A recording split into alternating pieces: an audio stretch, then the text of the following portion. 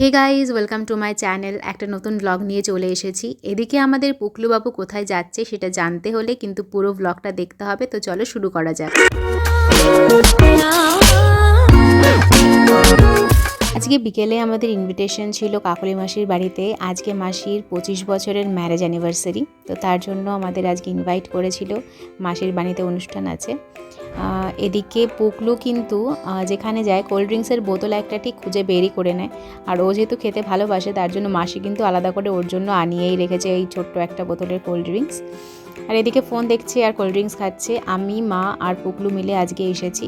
ভাইয়ের যেহেতু পরীক্ষার, কালকে ওর সায়েন্স এক্সাম, তার জন্য কাকি আর ভাই আসেনি, ওরা বাড়িতে রয়েছে।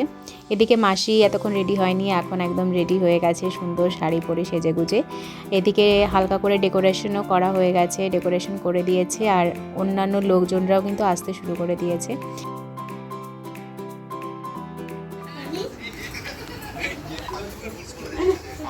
এই পুকলু কি খাচ্ছ?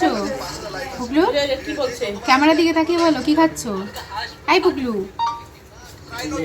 তাকাই না। দিদি কি বলছে?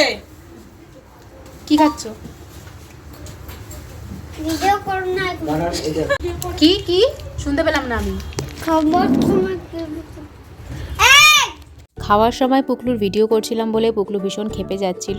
অন্য সময় ভিডিও করলে করে না, আজকে কেন ওরকম করছিল কে জানে। এদিকে মাসির বাড়িতে না একটা কচ্ছপ আছে।